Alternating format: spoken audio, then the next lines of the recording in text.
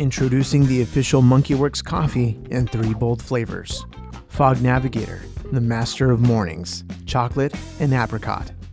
Texas Pecan, Lone Star Luxury, pecan and cocoa. House Decaf, full flavor, no buzz, smoky dark chocolate. 3 bold new flavors now available at monkeywerxus.com/shop or scan the QR code on screen now.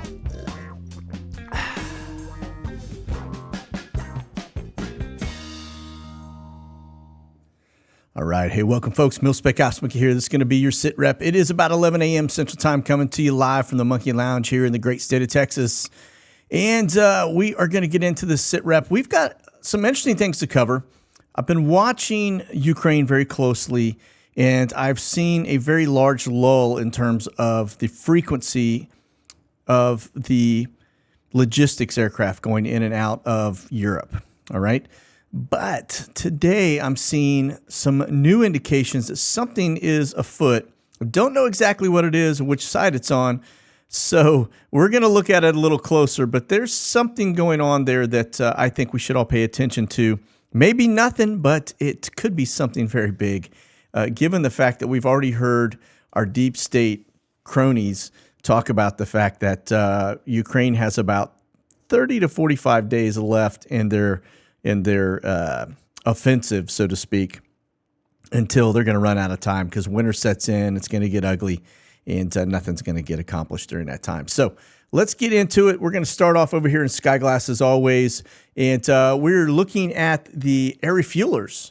To begin, we've got 17 KC-135 tankers up. Let's see, 7 B-767-200 Pegasus, and 1 DC-10, little old school for us all.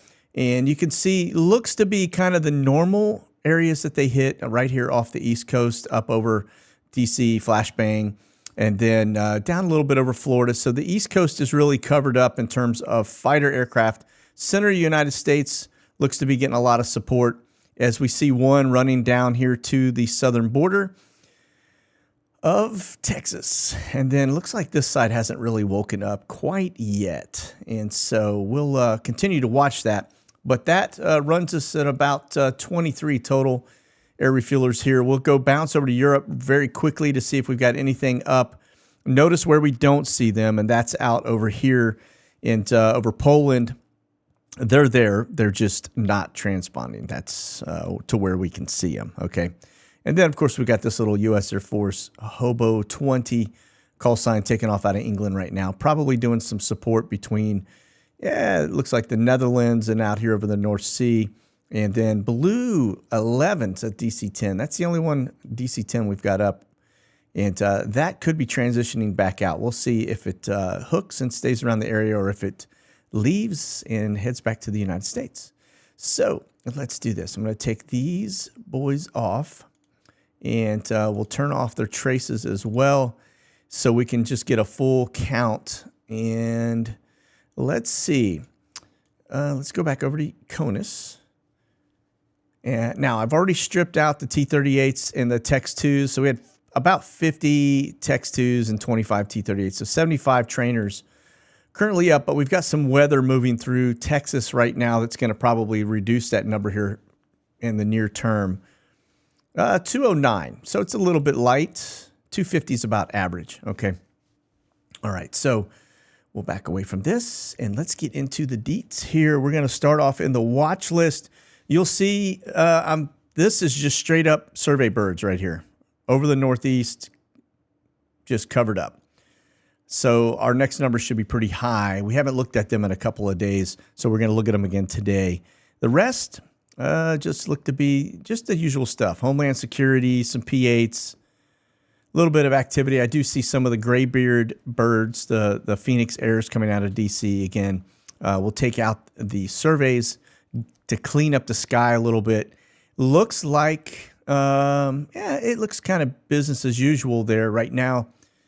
And we get over here to Europe, and I just see one. That's an Intel bird, that right there, that G4.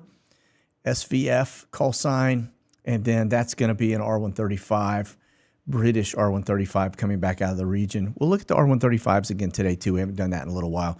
Those are drones over Turkey And then those are going to be intel balloons. Altitude is probably not on the ground.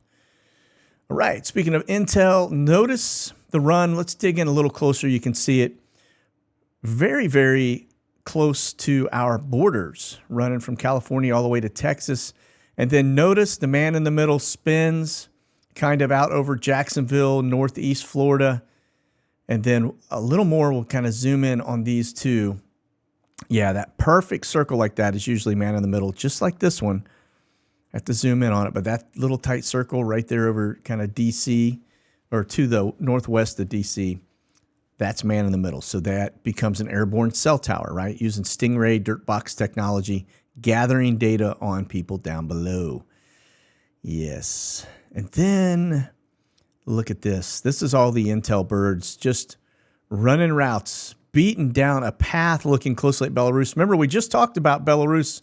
The Russians have been moving some nukes around in Belarus, so we've got eyes on those bad dudes for sure. And then we are looking very closely at northwest Crimea area, and we're going to look closer at that here in a few minutes as well, because something is definitely afoot.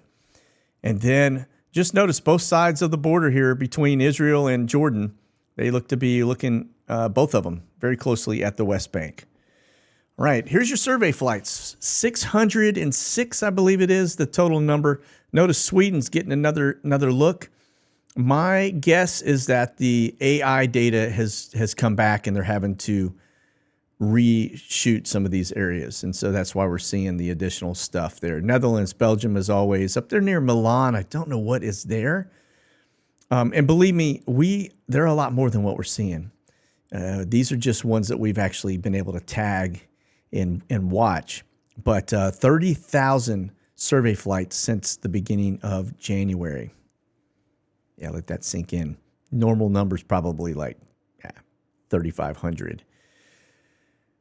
All right, Australia, again, another look. They're hitting it hot and heavy. I believe these are going to be key battlefield areas that they think maybe have some little bit of unrest or something, where people are going to really not comply, so to speak.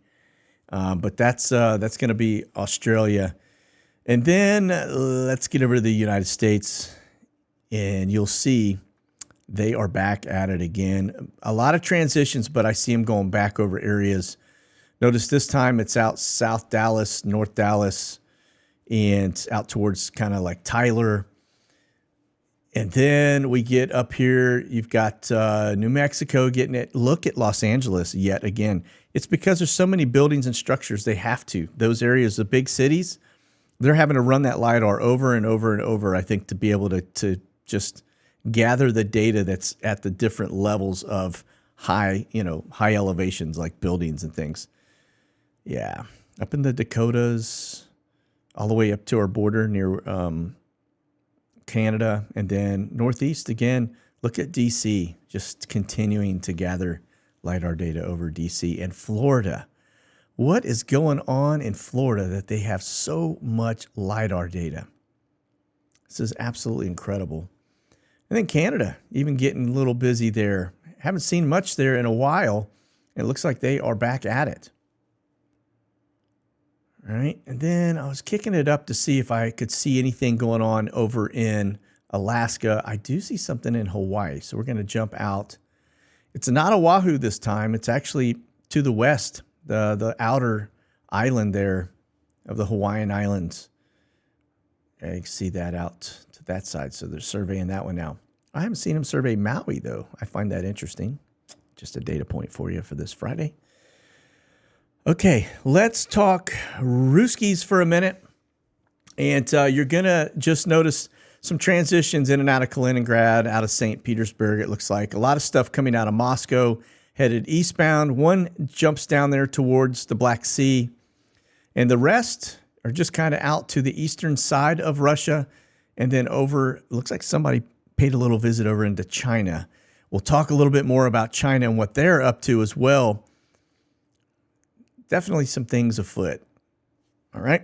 Now let's talk drones. Mainly here in Turkey, the ones that we always see. Notice the amount of coverage over the Black Sea.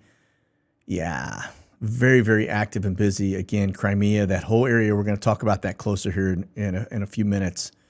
And we get over here to CONUS. I only got one, and this was about a couple days ago, so this may be tied to, it's going to be a Q4 drone, high altitude. It could be tied to the storm, or it could be tied to 9/11. I mean, we're only on the 15th now, so all right. Now let's talk NOAA. If you're on the west coast of California, pay attention. And if you're in this general area right here, also be paying attention, because who knows? It's either going to get cloudy or it's going to start raining. One or the other, I'm willing to bet. Some high altitude passes there, back and forth. And then we get over here to the East Coast. Now, this one over the DC area I find kind of interesting, given the fact that's where Flashbang is headed this weekend. Drying it up? Maybe. Maybe he said, hey, I want some good weather this weekend. But yeah, look at this. Now that you expect. Hurricane hunters, they're out there doing their thing. And, you got Lee that was out there. So there is that aspect. And then let's look at weather modification companies. All right. Just notice Texas getting it. And we do have some weather coming into Texas. And notice that transition from California. Now, if you're up here, again, same area that the NOAA guys were. Yeah. And then we get over here. Look, that just happens to be the same area where Flashbang is headed in general. Are they drying it out so it doesn't get any rain? It's not a rainy weekend. What's going on? And then, of course, over here into Saudi. And that's pretty close to Mecca and Medina. But again, they continue to pay. They got the money to do it, right? They want to make it rain, and so they can do that. Remember, these companies can also not just make it rain; they can dry it up, and that was my point over Flashbang's area. All right, especially with a hurricane coming in, they want to just dry that area down and keep it from getting saturated. But those storms popping up. That's where we just looked at them doing the weather modification. All right. So, okay, back to our mini, and we'll get into some of the news going on. We will start out looking. This is going to be the NASA current map. Remember, there were some shenanigan flights going on right here over the last 3 days that have disappeared. They're not really there anymore. They're not showing on my NOAA pool when I do the historical timeline run, right?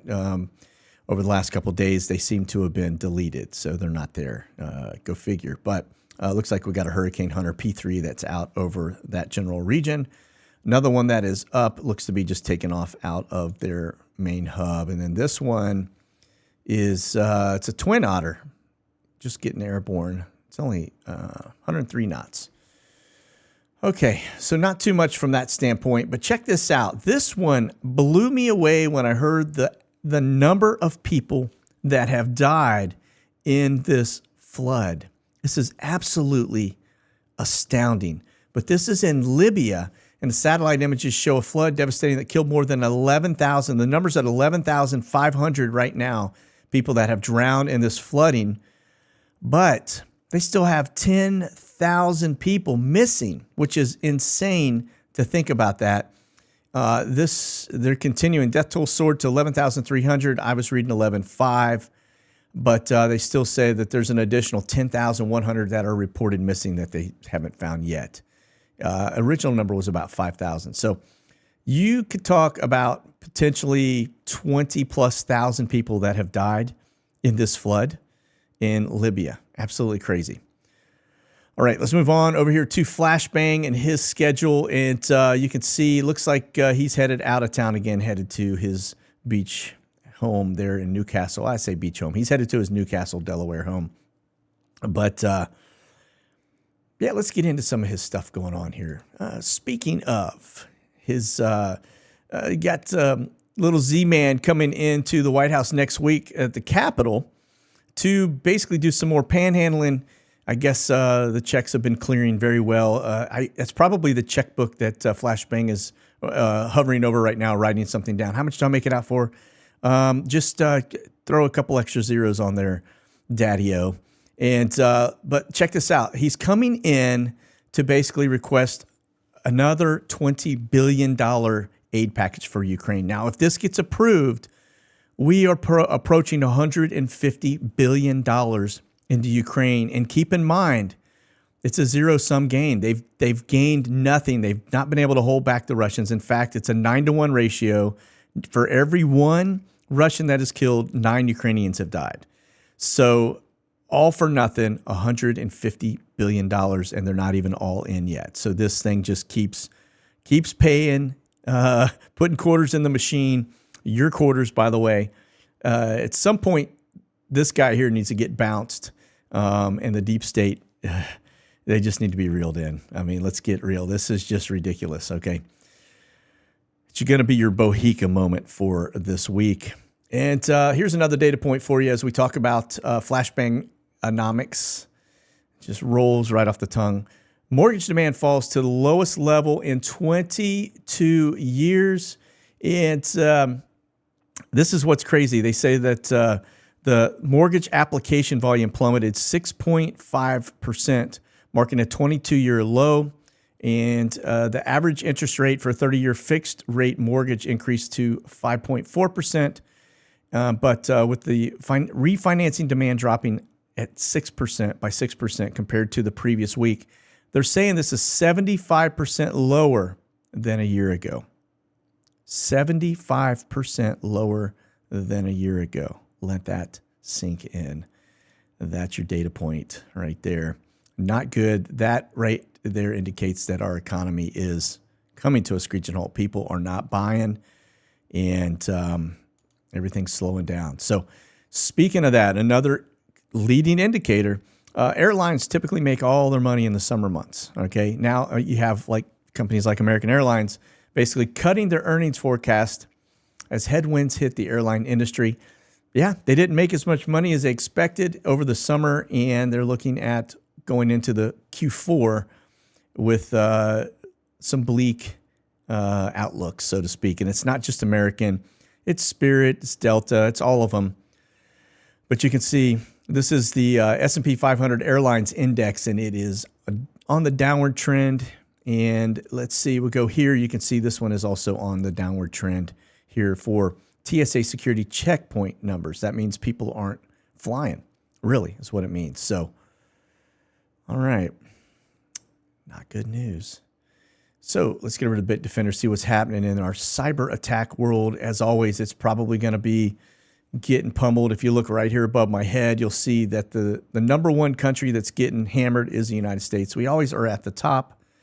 Number 2 is Germany, surprisingly, and United Kingdom and Canada falling in line behind us. But it looks like we've got a lot of people out there that don't like us. All right. Okay, this is where the storm is currently. It looks like this whole area still has the danger zone. This I always find interesting because I don't know what that grid is and what it's for, but it sure does look like that's the direction that hurricane is headed, doesn't it? What are the odds of that? And that was there long before that hurricane decided to head that direction, by the way. Just a data point for you. But then, of course, these are going to be your TFRs here. If we get over to this side of it, you'll notice it's still very active out there. We've got another storm that looks like it's forming pretty well here. They think it may hit up in this general area, but we'll wait and see. You do have a low that's pushing off the eastern seaboard. The winds, remember, they were saying that they expected the jet stream to come down and then come up the East Coast. It didn't really happen that way, did it? But with the winds pushing off here and being sucked into this, it may keep this one from coming anywhere south of North Carolina for sure. So, and more stuff out there in the Atlantic. So, yeah, if you're a surfer, East Coast is going to be pumping for a couple weeks, it looks like. And then this storm here looks like it's got a chance to form as it heads towards Hawaii. Nothing else down to the southern side. So, right. But again, this looks to be the near term right here.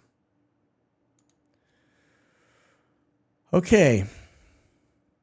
Let's back away from that aspect. Let's get over to this side. Ukraine orders a partial evacuation, and it's not just this particular location in Kherson. They're saying that they started telling everybody, hey, it's a mandatory get out if it's for families, really. All right. So this is why I think something is up. Let's go over here to Ukraine. I'm just going to let this run. It's on a loop.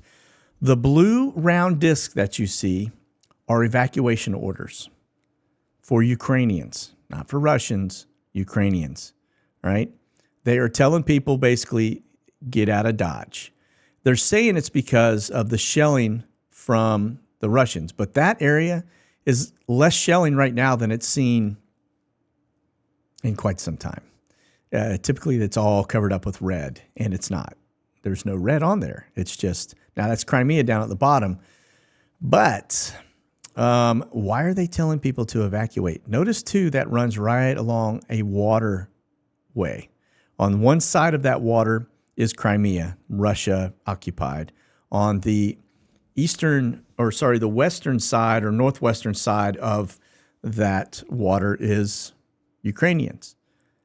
So what is about to happen? That everybody along the waterway is being told to get out. Now, let's go take a gander over here at Google Earth, and we're going to look at this area. This is what we're just looking at on that map. So everybody on this side, all those discs, are people being told to get out of Dodge, right? Pack up and leave. You got families. You don't need to be here. Why? What is getting ready to happen? Remember, we just had Milley, right? The deep state crony just made the point that they got 30 to 45 days left, and then it's all going to be for naught. You got Zelensky, who's getting out of the country, coming over here next week to meet with Flashbang to basically panhandle for, more money. They need another $21 billion. Where's all this money going? I don't know. There was a big article that just came out with Breitbart that said that, shocker, nobody can account for any of the money that's been given to Ukraine.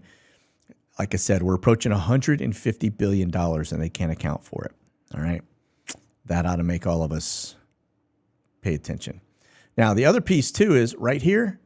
That's where this, the nuclear power plant is. All right. This has been something we've heard Zelensky say that the Russians were seen planting explosives on it, all kinds of different things. We had a dam that was blown up downstream here, right here, that basically kept the flow from coming into this little water tank area where the reactors get cooled.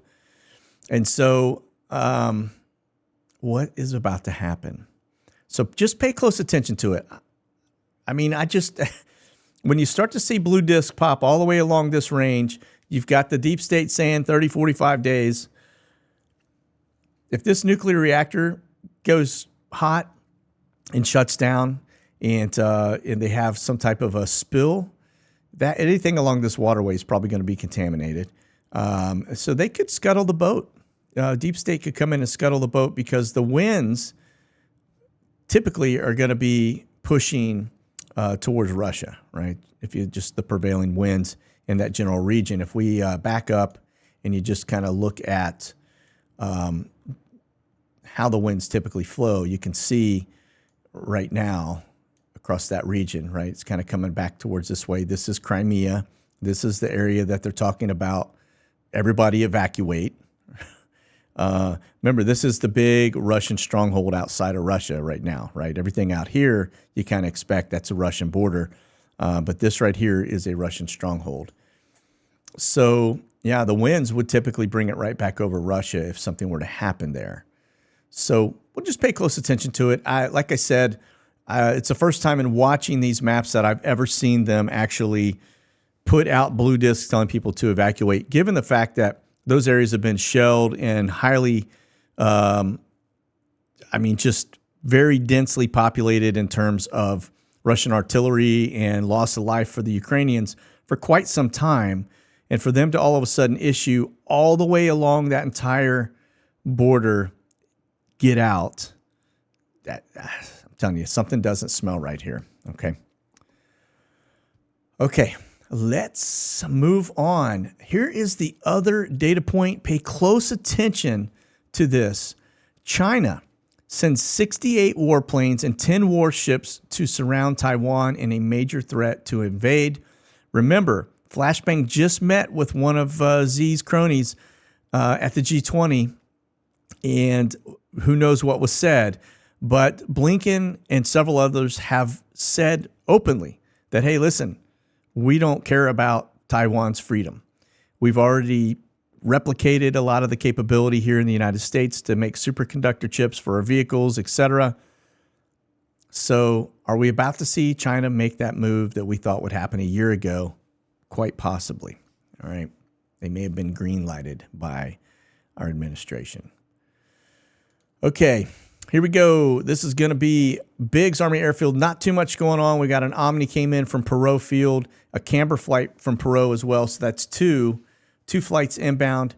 As we look at the outbound, that camber flight headed down to Fort Hood, Texas. More than likely just rotating some troops. And then we get over here to Dover.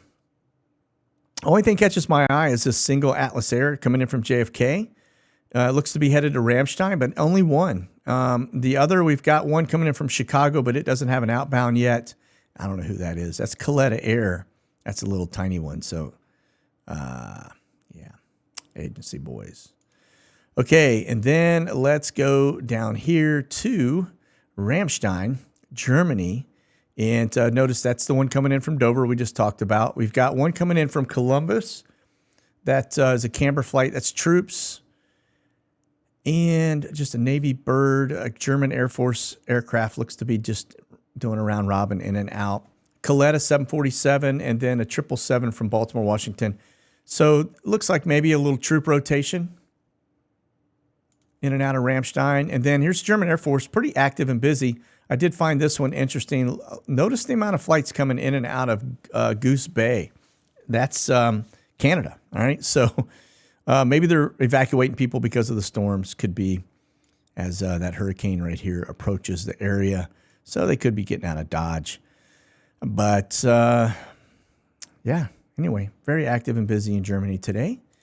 And then let's move on over here to, this is going to be your forward operating base. Now, this is why I said I'm seeing a significant decline in the amount of flights coming in to the forward operating base. Usually we get on there, you may remember when we were hot and heavy with artillery rounds, 6 to 8 on a Friday.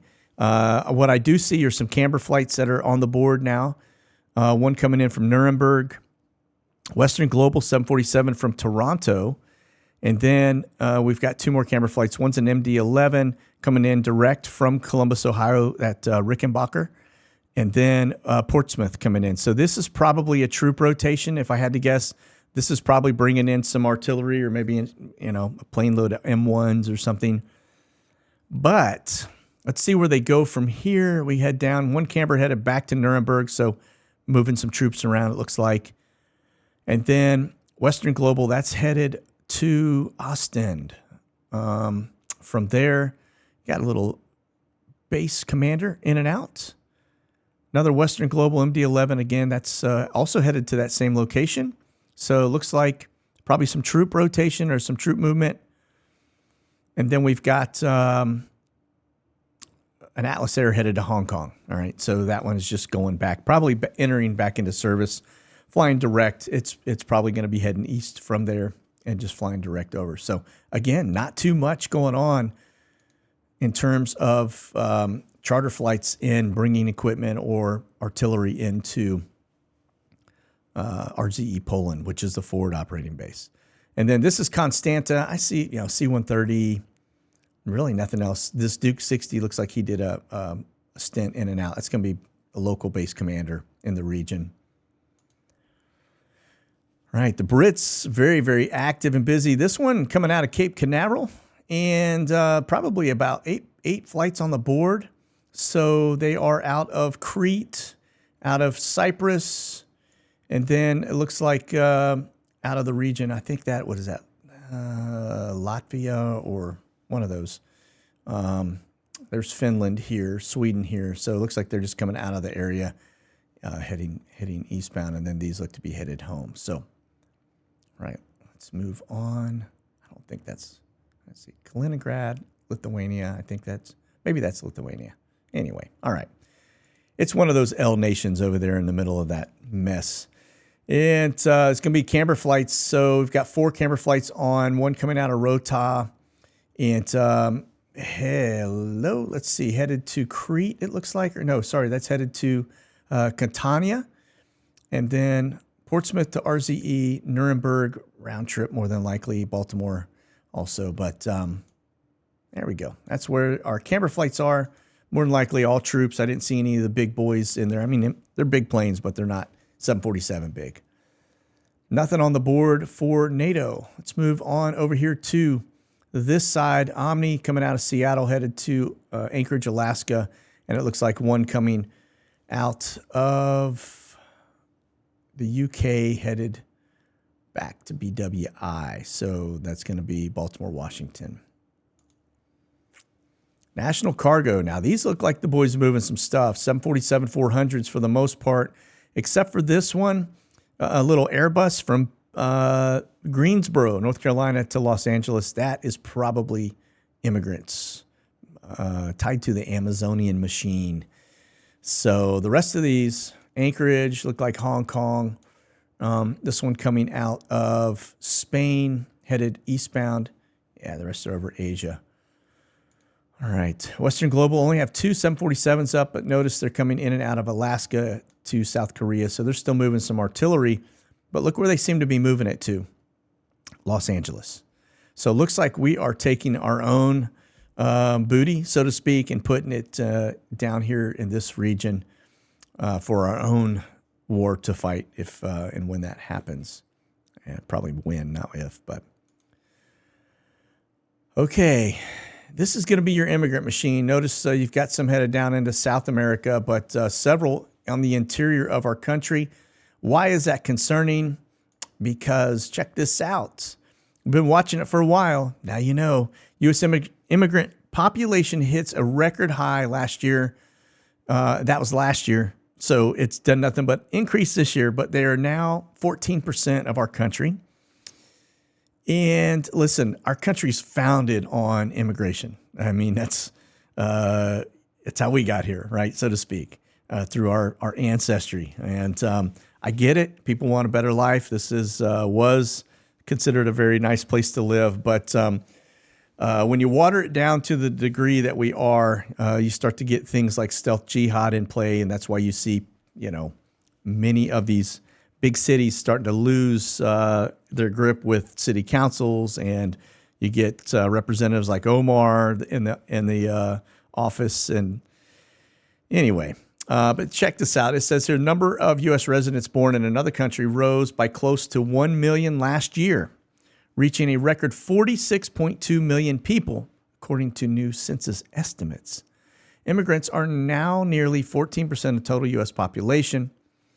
And yeah, it's really not a good news story. We'll just leave it at that. But at the end of the day, we are being overrun, folks. And we all see it. We all know it. But ain't nobody doing nothing about it. So, all right. Well, listen, that's going to do it for our SITREP today. I hope you guys have a fantastic weekend. And we will see you on Monday, God willing. But that's going to do it. Keep that powder dry and stay frosty. We'll talk soon. God bless. Monkey out.